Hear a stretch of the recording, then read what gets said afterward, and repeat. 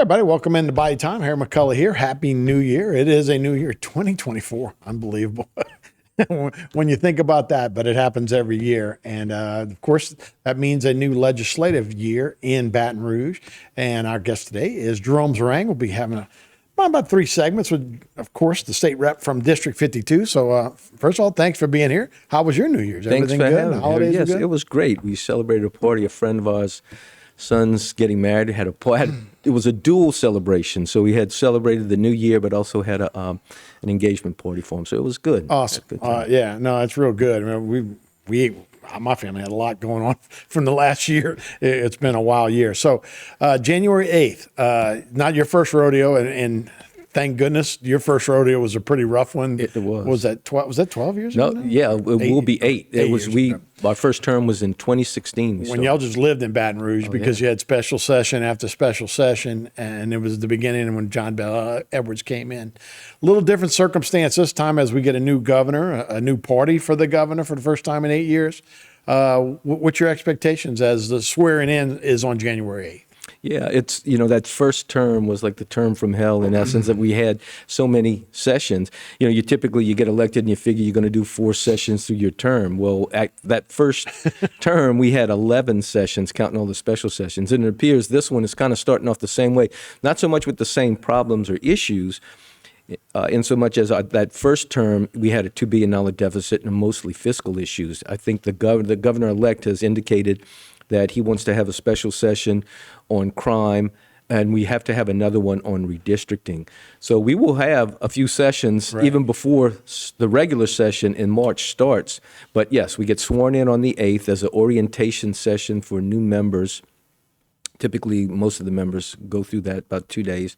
Then we're going to come back on the 15th and have a redistricting session, 15th to the 23rd. We may not go till the 23rd, but it's allowing for that time to get it done. And then the next one will be crime. So all of those are back and again, much better than trying to cut hospitals and education and a lot of other stuff that we were doing.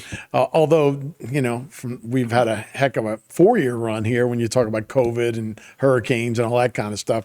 It will be a little different fiscally down the road too, as some of those programs come to an end. But let's start first of all, what about your idea of the new governor? Do you think that as Jeff Landry takes over, where do you think the state goes? Is it going to be a positive? The Republicans are going to have a governor for the first time in 8 years, and they're going to have like a supermajority. Supermajority, yes. So you got nobody to blame except the Republicans. Yes. So. And this will be the first time a supermajority in the House, in the Senate, and in the executive office. So that, yes, there'll be no excuses. If we can't get it done now, it can't get done. We're going to work toward working with the governor. I know he's reached out to the Democrats and put together some of his platform and some of the things that he'd like to accomplish. I know we're having this Thursday, there's a luncheon for House members. He's going to also have one for the senators the next day. But starting to lay out his platform, what he'd like to do. Obviously, crime is going to be a significant issue, and the budget. We are in a better fiscal position, or probably in a long time, that we've been in terms of where we are as a state. We will have a surplus this year, so it's always good for a governor to come in and have a surplus. But the challenge we're going to have, as we talked about it before on other sessions, that we've going to face a deficit with the fiscal cliff, the $0.25 rolling off, and then reallocating those sales tax from autos to the roads and bridges. So there will probably be anywhere from a $400 to $500 million budget shortfall, but we have been in the past few years taking fiscal measures to put us in a better position. Mm-hmm. So right now we have a revenue stabilization fund, which is used to build up a $5 billion fund. We have $2.5 billion in there that'll be used. All the interest will be used to put toward infrastructure from here on out. Once it achieves that $5 billion, and we're close to getting there. We also have in the budget stabilization fund, or the rainy day fund is what we call it, close to $1 billion. We never had that much in it. So from a fiscal perspective, the governor's walking into a pretty good situation. So the 2 special sessions, let's try and we get 2 minutes left. Let's hit a minute on each one. What do you think of the maps? What's going to happen with the new maps? Well, there's no doubt that in trying to address are trying to find a way to achieve that second minority district. It's all the indications are it's probably going to affect either Congressman Letlow or Congressman Graves, although Congressman Carter is going to be somewhat affected too, because the potential is that it may weaken his base. Right. So at this point, it's just pretty much conjecture. It's going to be ultimately how the maps are going to be drawn. Some are indicating some maps that may pull into Congressman Higgins' district that may affect him a little bit. But for the most part, everything we've seen in the past and what it looks like, it's going to have to affect or come out of where East and West Baton Rouge or Congressman Letlow's district, to where you're going to have to make that other district up. Yeah, that'll be interesting to see. And we got 3 segments, so let me follow up on the maps a little bit. So you think that somebody will? Do you think that you guys will get together and satisfy the judge's order to have 2 majority black districts? I believe we will come up, because that is the directive of the court, that we will come up with maps. Now, whether it meets what the court is or agrees to with that, what the court determines is meeting that objective, that'll be up to them. But I think we will be able to come up, and we have in the past drawn maps that I think, in considering those, especially, we haven't on the congressional maps, we thought we'd achieve those, and I think what we can do, we have enough time that we'll be able to draw them. Now, whether or not the courts will agree to them, that's going to be a separate issue. Do you think it'll affect 24 election? Well, if the court accepts it, then it would be available for the 24 election. That's big national news. Yep. So, yeah, all right. We'll take a break. More with Jerome Zerignue right here on Bayou Time.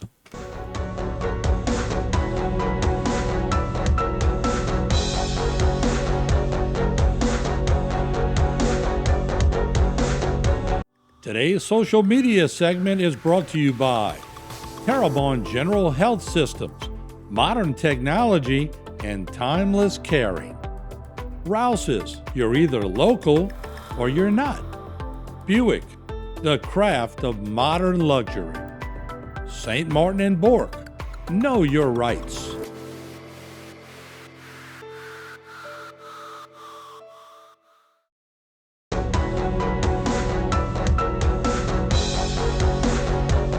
Hey, welcome back to Bayou Time. Harry McCullough here with Jerome Zerignue, State Rep, District 52. Actually, I need to talk to you about insurance down the road, too, and what's going to happen down the road. But yeah, a lot of people want to talk about it. I know. That's obviously a big issue for us around here. The second special session would be crime. And, John Bell got elected mostly from the urban areas of Baton Rouge and New Orleans, it seemed like, at the end of those races. But he almost seemed like he got elected with a wink that, like, okay, now it's y'all shall take care of it, because, and this is my opinion, it's not from you, it's not you saying, but it seemed like he just took a blind eye to what was happening to some of those DAs, judges, mayors in those big cities. He just that's on y'all. You elected me, but y'all go ahead and run it. And again, in my opinion, New Orleans right now is a little bit of trouble with crime issues. And I know a lot of people here that used to go on weekends to go eat in New Orleans that don't do it anymore. And it's got to make a cumulative effect coming off of, after COVID and lockdowns and all that stuff, that a lot of people just weren't being able to go to those restaurants. Anyway, it's got to hurt when you're talking about a city that's built on tourism, not to have just local tourists going there a lot. It does seem like Jeff Landry has said, all right, that stops. I'm paying attention, and we're going to bring state police in if we have to, but we're going to change the way things are going right here. Oh, well, there's no doubt. Sorry, that wasn't a question. Well, no, it wasn't a question. It was. Thank you for that editorial. You have nothing to do with it. That was me saying it, but go ahead. Well, but your opinion is based on fact, in so much as there's no doubt New Orleans is a great city, and New Orleans is major revenue source for the state. Yeah. Actually, Jefferson Parish provides more, but Orleans is part of that. And they provide significant, but there's no doubt that it's having an effect ultimately for the state, because the state depends on that revenue, and it does. And it is specific to crime. So the governor has set up a special committee, as you've read, and he's several committees in dealing with several topics, but one of them was in Orleans and primarily dealing with how we're going to address the issue of crime, or just get New Orleans back to where people can feel safe going there and encourage and enhance both business and tourism, which tourism is a big business, but also it's not just tourism in and of itself. But to do that, it's going to have some assurances to the people that they will be safe. In fact, there were some in committee, on Appropriations Committee this past term, there were several attempts by New Orleans to put up a TIF, or a special taxing zone, to provide for a research science center. It was going to be a state-of-the-art research center. And one of the things we passed on it because the committee kept saying that we're not going to invest from the state's perspective until you can come and demonstrate to us that first, the investment will be sustainable, and two, that the people who are going to utilize that they'll be able to go to a park or feel safe that when they're going to utilize this. Right. So ultimately it passed, but the point is that for over 3 months, that item was delayed or deferred because people were concerned about the crime. And so there's no doubt that the governor is looking at that. And I think you've probably read, too, that the district attorney in New Orleans and the governor have now committed to working toward addressing a lot of those issues. And I think there's going to be a concerted effort from both the legislative perspective and the DA and law enforcement in New Orleans. The challenge is going to be the mayor, and the mayor is maybe the mayor. Maybe she's out of town. Yeah. But well, she is most of the and time. look, and I don't mean to get the wrong idea. I love this city. I lived in the city for 15 years, and to me, it's the Europe of the United States. It's an awesome place, and that's why it upsets me that we're not doing a better job of just making people feel safe when you're down there. So yeah, that's my point. And the restaurants and the the festivals and all that is awesome. So anyway, and so much lost potential because of that, and it could be enhanced. And there's so many opportunities with the port. There's a lot of investment and things going on. The port, there's more natural resources than anywhere. $75 million federal governments are investing into the Port of Orleans, and that's going to be huge with PAMX and all the other things that are happening with the river. I mean, we are the breadbasket of the United States in terms of New Orleans. And so we talk about tourism, and it's important, but there are a lot of other things, infrastructure-wise, that are important to the state that we need to continue to build on and enhance. Yeah, no doubt. And again, that's my point. The port, the natural resources, the weather, all of that stuff coming together in New Orleans, we're losing people as opposed to we should be building like Atlanta and Dallas. But anyway, that's my own personal thing too. All right. So what are we going to accomplish on that crime thing though? And that's just not New Orleans. That's, more of the big cities, but what happens with the crime? Well, there's a crime task force that has been meeting, for the past term, but specifically the past few months, and providing some recommendations that the governor is going to work on presenting a package. We haven't seen it yet, but he has indicated that there are things, the Juvenile Justice Center, there's a lot of different aspects when it comes to crime. It's not just incarceration, it's what can you do in terms of rehabilitation and working on things to not necessarily if people having the facilities for the people, which is going to be important, but also working on how we can reduce recidivism and all the other things that are important associated with crime. So I think the governor is working with the task force, and the task force has made recommendations so that the package will be put together, and we'll find out what that is. But obviously it's a reduction in crime, but also looking at the facilities and all the other aspects from juveniles to adults. Right. Yeah, no, it's got to be. We've lost a couple of generations there. Judicial reform wouldn't hurt either. I don't know if that's on the plate or not. We'll be working on that. That's one of those deals too. So, there's a lot of aspects to crime that needs to come just to make people feel safe again. But, look, ever since was 2020, and I guess to defund the police, you can also see why the numbers are so bad for police officers too, right? Who's going to want to get in the middle of that if nobody's going to back them up? So, real tough. All right, we'll take another break. I'll try to not be no, it's fine. so much editorial as we come back. We'll take a break. More with Jerome Zerignue right here on Bayou Time.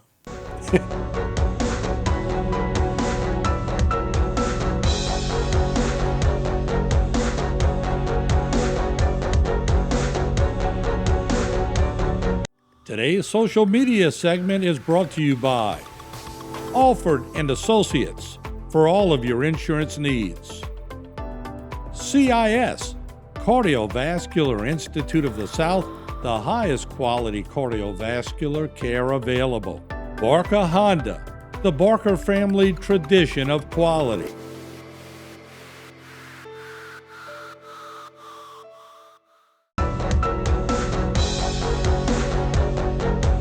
Hey, welcome back to By Time. Harry McCullough here with Jerome Zerignue. Our last segment, I'll stay quiet this time.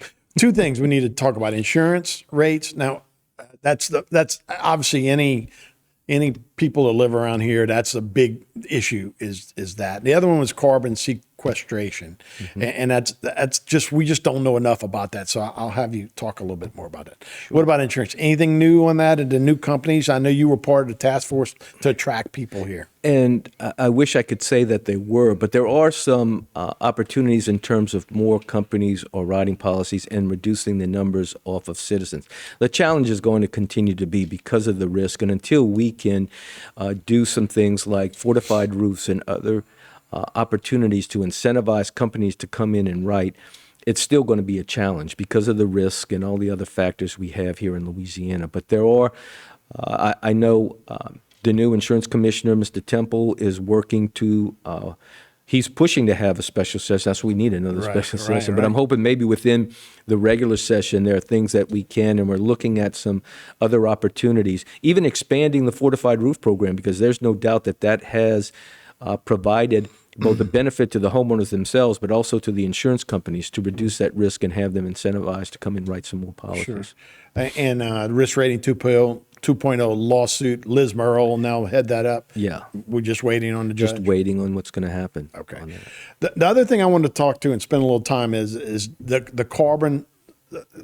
I guess you injected down sequestration, is what you're saying. But you, a lot of people don't understand it and like, another chemical in our ground in Louisiana. So a lot of people against it. And I know in Livingston Parish, in Lake Maurepas, people are really upset about it. Can you explain? Because a lot of people, including our governor and the former and the current governor, or maybe the current and the future governor, are both for it. And they think it's a great opportunity for Louisiana to get out in front of a green industry. Yeah.